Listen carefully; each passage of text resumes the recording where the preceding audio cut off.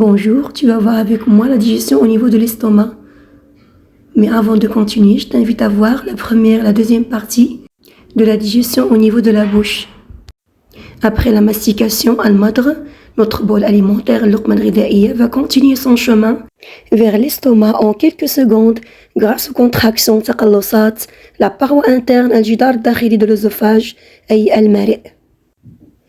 La photo suivante est une radiographie de l'estomac après quelques heures de la prise d'un repas. Les flèches rouges montrent une contraction. الأسهم الحمراء تبين انقباض. À l'arrivée du bol alimentaire, l'estomac va se contracter. المعدة سوف تتقلص بفضل عضلات ملساء في جدارها الداخلي. Ce mouvement mécanique, هذه الحركة الميكانيكية s'appelle le brassage. Il permet de dégrader تفكيك le bol alimentaire et de bien le mélanger تخليط avec le suc gastrique. Ainsi, on peut se poser la question suivante. Comment se fait la digestion du bol alimentaire au niveau de l'estomac? كيف يتم هضم اللقمة الغذائية على مستوى المعدة? Rappelons-nous d'abord, لنتذكر que le chyme gastrique, le bol alimentaire après sa digestion au niveau de l'estomac, contient une substance protidique, métaprotidia, appelée le polypeptide, mélangée au suc gastrique, al-usara al-ma'idiyya. Ainsi, on peut supposer qu'une partie des molécules de protides subissent une simplification moléculaire catalysée par une enzyme présente dans le suc gastrique. أي على غرار ما يحدث في الفم من تبسيط جزيئي simplification moléculaire للنشا grâce à une enzyme, l'amylase, présente dans la salive qui est un suc digestif. Pour cela, analysons notre expérience de digestion in vitro d'une protéine qui est le blanc d'œuf, abyad al-bayt, grâce au suc digestif en utilisant un témoin contenant seulement l'eau qui est le tube numéro 2. Dans le tube 1 qui est le tube test, le moubli irtibar, on a mis les morceaux du blanc d'œuf en présence de l'eau et du suc gastrique, l'usara al-ma'idiyya. À la fin de l'expérience, tu peux bien observer qu'il y a une disparition de ces morceaux de blanc d'œuf. Pour l'interpréter, on peut dire que ces morceaux ont subi une digestion. Dans le tube 2, qui est le témoin, en présence de l'eau seulement, les petits morceaux du blanc d'œuf sont inchangés. Pour l'interpréter, on peut dire que ces morceaux, ou bien que cette protéine n'a pas subi une digestion. في الأنبوب 2 أي الأنبوب الشاهد بوجود الماء فقط قطع أبيض البيض لم تتعرض للهضم. Tu peux bien constater que le suc gastrique est indispensable à la digestion des protides, car du premier tube كاستنتاج أول العصارة المائدية ضرورية جدا في هضم البروتينات مثل أبيض البيض حالة الأنبوب الأول. Et l'eau est insuffisante, الماء غير كافي pour digérer une protéine. C'est le cas du deuxième tube. Remarque bien que le suc gastrique, l'usara al-ma'idiyya comme la salive al-lu'ab, contient une enzyme appelée la pepsine. En plus de l'acide chlorhydrique, حمض chlorhydrique, وهو ضروري في تنشيط هذا الأنزيم nécessaire à l'activation de cette enzyme. On peut donc conclure que la digestion des protides, comme c'est le cas de l'amidon, est une hydrolyse enzymatique, halma'a enzymia, catalysée par la pepsine. C'est comme le cas de l'amidon, son hydrolyse nécessite la présence d'une enzyme qui est l'amylase. Faisons maintenant une comparaison de la structure moléculaire tarkib juzai'i d'une protéine et d'un polypeptide. En bas, tu peux voir que la protéine est formée de centaines d'acides aminés. علما أن l'acide aminé, الحمض الأميني هو الوحدة التركيبية, l'unité structurelle d'une protéine, alors que le polypeptide, au milieu, est formé seulement de 10 à 100 acides aminés. C'est-à-dire que la molécule du polypeptide est plus petite que la molécule d'une protéine. Ainsi, on peut donner la conclusion suivante. On conclut qu'une partie des molécules de protides, au niveau de l'estomac, va subir une simplification moléculaire. أي تبسيط جزيئي من جزيئات ضخمة وهي البروتينات إلى جزيئات أصغر منها وهي عديد البيبتيد, le polypeptide. Cette simplification est catalysée محفزة par la pepsine. Notre hypothèse est validée, فرضيتنا صحيحة. Ici, on voit un schéma simplifié qui nous montre la simplification moléculaire des protides par la pepsine. Tu peux voir que la grosse molécule complexe, الجزيئة الكبيرة المعقدة للبروتينات, elle est dégradée تفكك par la pepsine en vert en molécules de petite taille appelées polypeptides. Cette réaction se fait dans un milieu acide de l'estomac et en présence de l'eau. Essayons maintenant de savoir si le broyage et le brassage, qui est une action mécanique de l'estomac, ont un rôle dans la digestion des protéines au niveau de l'estomac. Pour cela, on va analyser l'expérience suivante, dans laquelle on a utilisé des morceaux de blanc d'œuf de différentes tailles, des particules fines, dans le tube A et B, et des cubes مكعبات من أبيض البيض dans les tubes C et D. Le tube A est le témoin, il contient seulement de l'eau avec les particules fines du blanc d'œuf, alors que le tube B, c'est le test l'homoblirtibar. En plus de ces éléments, il contient la pepsine, qui est l'enzyme spéciale dans la digestion des protéines. Interprétons les résultats à la fin de l'expérience. Après 10 minutes, tu peux remarquer que les particules du blanc d'œuf ont disparu seulement dans le tube B. Dans le tube A, les particules du blanc d'œuf sont inchangées. Ça veut dire qu'ils ne sont pas digérés. Contrairement au tube test B, la disparition irtifa de ces particules témoigne de leur digestion. Dans la deuxième partie de l'expérience, on a mis dans le tube C seulement de l'eau avec des cubes muka'abas du blanc d'œuf. Dans ce tube témoin, tu peux remarquer que les cubes muka'abas abyad al-bayt sont inchangés. Et lam tataghayyar, quelle que soit la durée de l'expérience, après 10 minutes ou même après 12 heures.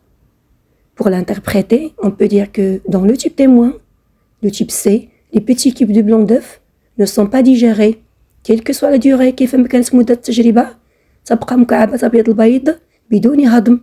après 10 minutes ou même après 12 heures.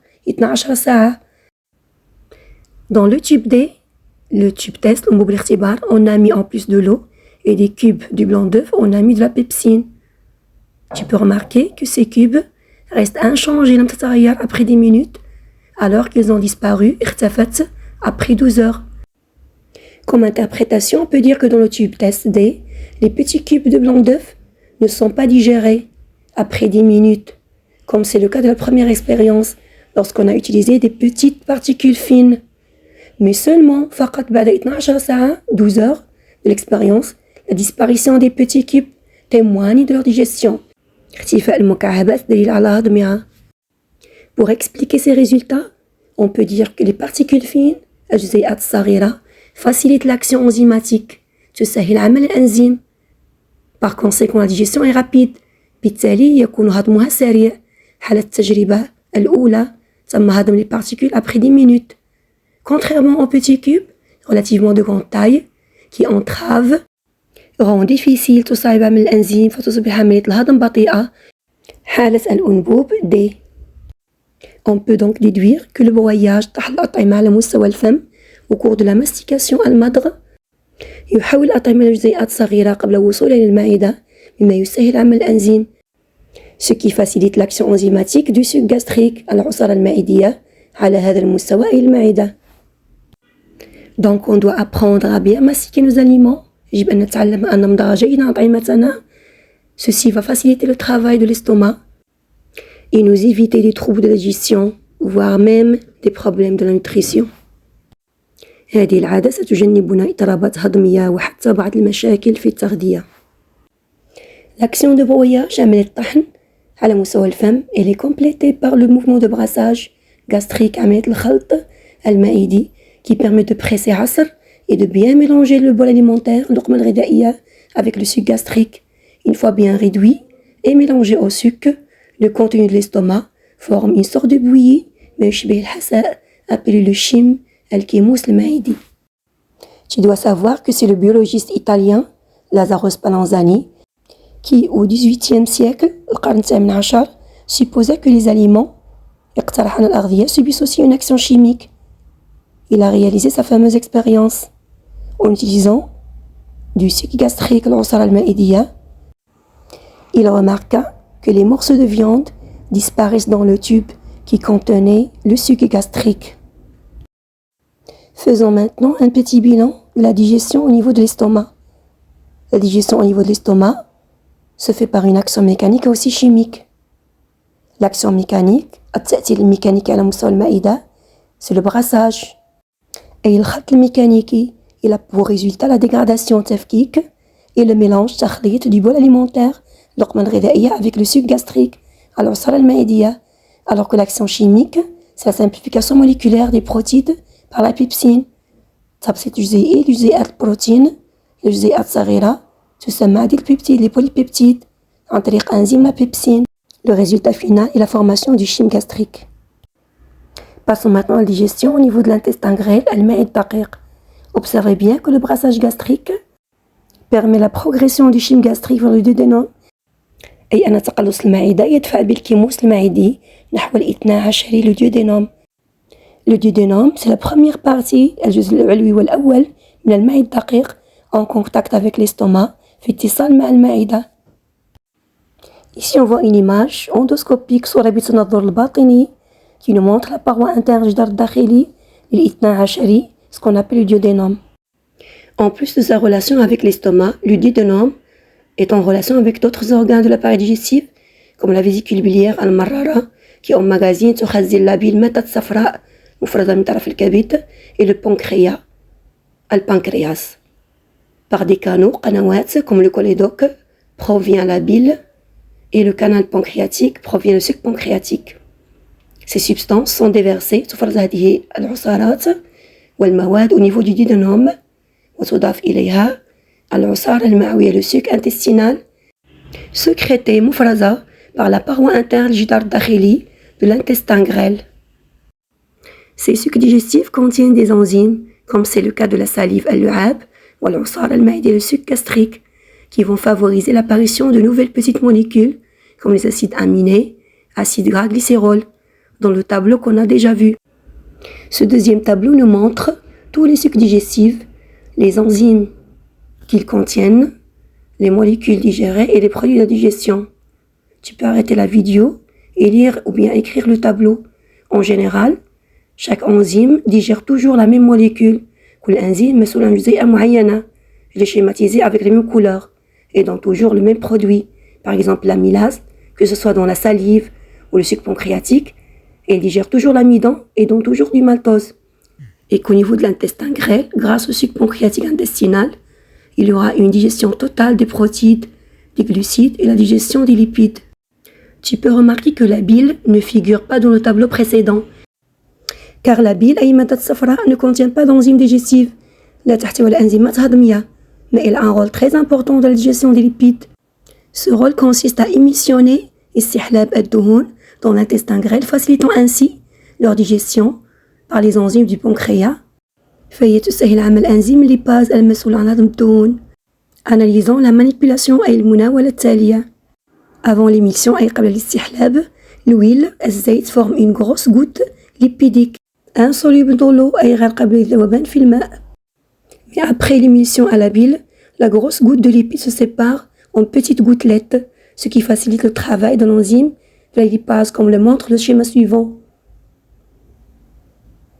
Après émulsion à la bile, les petites gouttelettes qui en résultent vont être séparées et simplifiées par l'enzyme qui est la lipase, présente dans les sucs pancréatiques intestinales en petites molécules d'acide gras et de glycérol qui sont les produits finaux de la digestion des lipides au niveau de l'intestin grêle. À ce niveau, les protéases, enzymes مسؤولة عن هضم البروتينات, vont contribuer ستساهم dans la simplification moléculaire totale des protéines en polypeptides et des polypeptides en acides aminés qui sont les produits finaux de la digestion des protides dans l'intestin grêle. Alors que l'amylase pancréatique et la maltase du suc intestinal et pancréatique vont contribuer ستساهم dans la simplification moléculaire totale de l'amidon dont le résultat est la molécule de glucose. Observez cette radiographie de l'intestin grêle. Il nous montre des contractions تقلصات appelées péristaltisme. Elle a le même rôle que le brassage gastrique, c'est le mélange khalt et la progression تقدم du chyme vers le côlon et الماء الغليظ.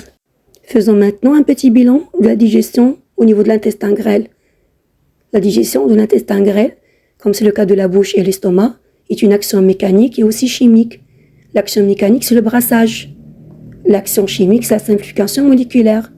Le brassage a pour résultat le mélange, khalt et la propulsion تقدم du chyme vers le gros intestin, alors que la simplification moléculaire totale va nous donner de petites molécules qui entrent dans la composition du nutriment, al-qayt, qu'on trouve dans le chyme intestinal. J'espère que tu as apprécié la vidéo. À la prochaine.